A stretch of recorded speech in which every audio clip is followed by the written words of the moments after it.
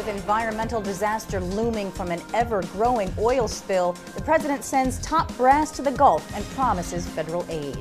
A miner dies, another remains missing in one more coal mine accident, this time in Kentucky.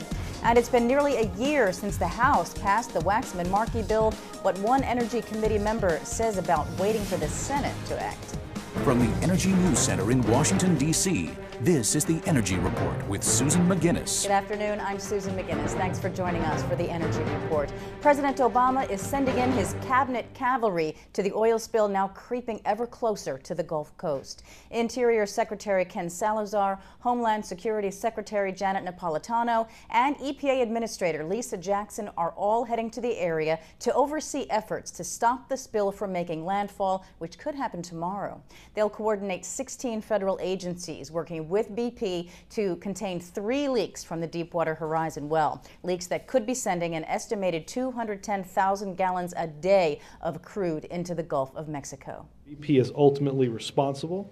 The administration will continue to be aggressive in our response, and we will use all available resources, possibly including those at the Department of Defense, to see if there are technologies that might be used that surpass the capabilities of the commercial and private sector.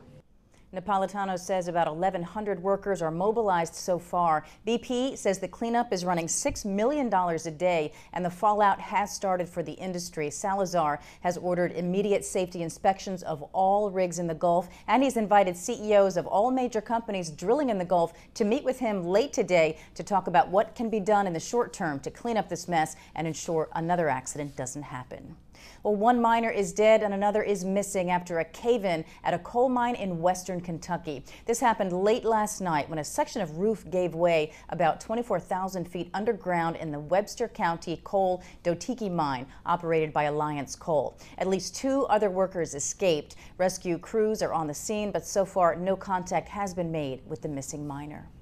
EPA now has a draft version of Senate climate legislation so the agency can begin its month-long modeling process, but the bill's co-authors have yet to update their timetable for introducing their plan in the wake of Monday's missed deadline. In the meantime, the House waits. The co-authors of House climate legislation, Energy Committee Chairman Henry Waxman and Ed Markey, passed their ACES Act out of committee last May. The entire House then approved the climate and energy bill in June of 2009. Very difficult vote for some Democrats. Now, frustration is building among those who voted for the ACES Act. As midterm elections approach, supporters in the House are stuck waiting for the Senate to act on climate legislation. Well, it's important for the Senate to take action on all legislation that we've sent over there. As you may know, there's almost 200 pieces of legislation passed the House that is now sitting in the Senate. So it's their responsibility to take up this legislation. It's unfortunate that they're not doing that, and I hope that they stand up to their duties. There is little apparent progress to report on the Senate bill right now, but one of the negotiation insiders, Mike McKenna of MWR Strategies, tells Clean Skies News Lindsey Graham is taking part in the ongoing discussions about advancing the legislation. Vice President Biden and Energy Secretary Chu announced today DOE is awarding $106 million in funding for 37 research projects they say will accelerate innovation in clean energy technologies, increase America's competitiveness, and create jobs. Among these ARPA-E funded projects, creating advanced biofuels more efficiently from renewable electricity instead of sunlight, designing new types of batteries to make electric vehicles more affordable, and removing carbon pollution from coal-fired power plants in a more cost-effective way. The grants will go to small businesses, universities, and national labs in 17 states.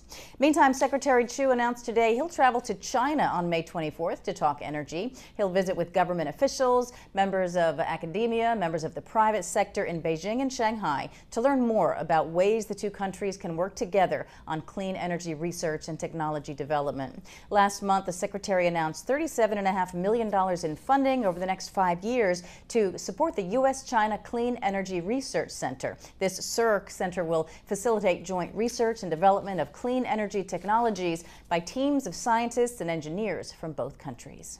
Not a good day for natural gas prices. They tumbled 9% on the back of the latest inventory report. The EIA says a larger than expected increase in storage last week is responsible, 83 billion cubic feet. Analysts were looking for 70 to 76. Natural gas closed the day down 37 cents, $3.98 per thousand cubic feet. Oil settled at 85.17 a barrel, up $1.95. Meantime, in North Dakota, lying directly below the state's part of the Bakken Shale, lies an oil reservoir called the Three Forks Formation that holds nearly as much recoverable oil as the Bakken above it. This is what a new study out today says. It's from the state government. It says current technology could lead to the recovery of about 1.9 billion barrels there. The Three Forks is made up of sand and porous rock, and geologists and oil companies are not sure if this is a separate oil-producing formation or if it acts like a trap catching oil that leaks from the Bakken, or both. The world's largest solar company, First Solar, is acquiring its chief rival, NextLight Renewable, for $285 million. This adds 1.1 gigawatts worth of solar panel arrays to First Solar's 1.4 gigawatts.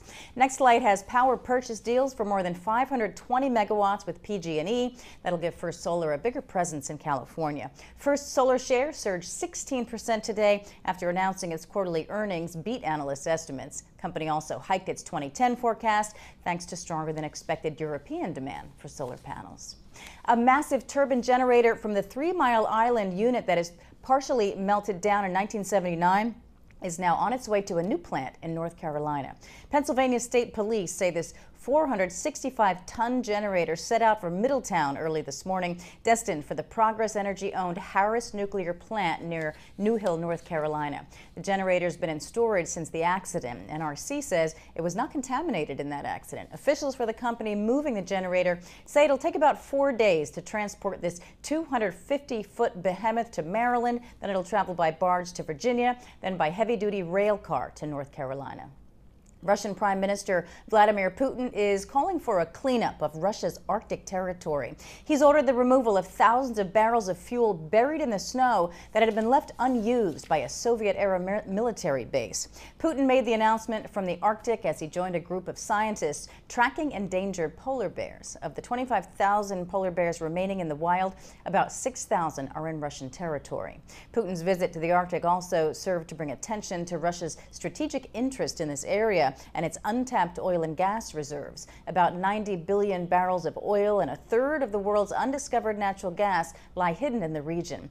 Canada, the U.S., Russia, and Denmark have competing claims before a UN commission, hoping to extend their undersea boundaries into areas previously blocked by Arctic ice. Snack breaks on Capitol Hill are getting more eco-friendly. The Capitol complex is the first location in the country for Coca-Cola's new climate-friendly vending machines. There's hydrofluorocarbon-free, and they feature a natural refrigerant gas that Coke says reduces the machine's greenhouse gas emissions 99%. It's about 5 tons of indirect GHG emissions over the life of each machine. The company is installing 35 machines in the House, Senate, and office buildings and plans to install more than 400 across the country this year. Here's a check of some goings-on around the Beltway tomorrow at 2 p.m. Vice President Biden goes to UQM Technologies in Denver to discuss how the Recovery Act is transforming the economy through investments in innovation and technology. 6 p.m., the Green GW Student Group and Sodexo will hold a screening of Carbon Nation at the George Washington University campus Marvin Center Amphitheater. That's the Energy Report. We'll see you again tomorrow with your latest energy news. For any suggestions or comments about our programming here on Clean Skies News, we want to hear from you. You can email us at contact@cleanskies.com, and you can follow us on Twitter and Facebook. From all of us here in the Energy News Center, have a good day.